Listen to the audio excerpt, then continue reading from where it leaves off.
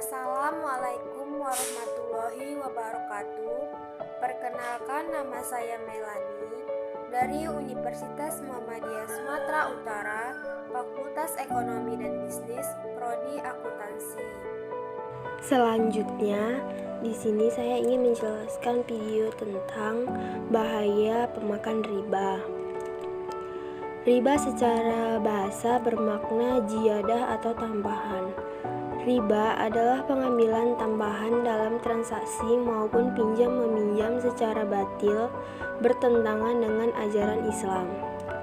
Secara garis besar, riba dapat dikelompokkan menjadi dua, yaitu riba yang berkaitan dengan utang piutang dan riba yang berhubungan dengan jual beli. Macam-macam riba secara umum ada 3 jenis, yaitu riba fadl, riba nasi'ah, dan riba aliyat. Kemudian ada beberapa azab mengenai pemakan riba. Yang pertama, dibangkitkan pada hari kiamat dalam keadaan gila. Di hari kiamat, pemakan harta riba akan dibangkitkan dari kuburnya dalam keadaan gila. Allah Subhanahu wa Ta'ala menghinakannya di hari pembangkitan dengan keadaan seperti berdirinya orang yang kerasukan dan dikuasai setan. Yang kedua, mendapat dosa besar. Pemakan harta riba akan mendapat dosa yang besar. Dari Abu Hurairah radhiyallahu anhu, dari Nabi Shallallahu alaihi wasallam bersabda, 1 dirham uang riba yang dimakan oleh seseorang dalam keadaan mengetahui bahwa itu adalah uang riba, dosanya lebih besar daripada berzina sebanyak 36 kali. Hadis riwayat Ahmad dari Abdullah bin Hanzalah. Yang ketiga, doa tidak dikabulkan. Selain azab di akhirat, Allah Subhanahu wa Ta'ala juga memberikan azab di dunia bagi pemakan harta riba. Salah satunya adalah doa pelaku riba tidak akan dikabulkan oleh Allah Subhanahu wa Ta'ala.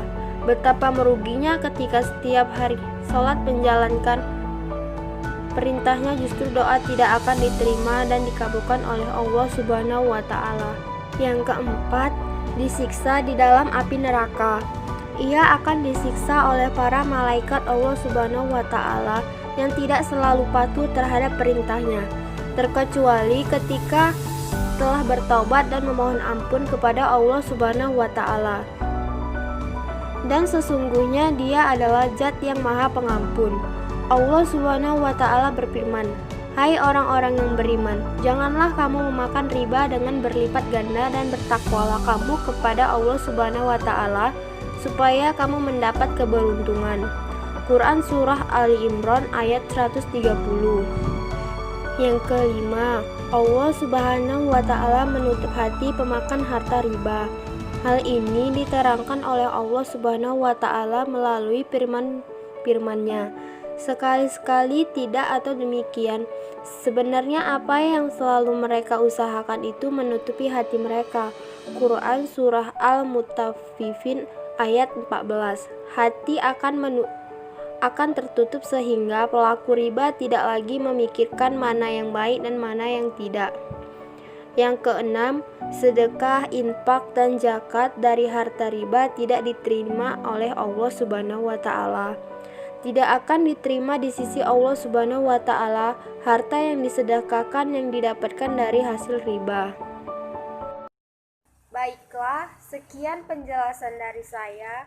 Lebih dan kurang saya mohon maaf. Wassalamualaikum warahmatullahi wabarakatuh.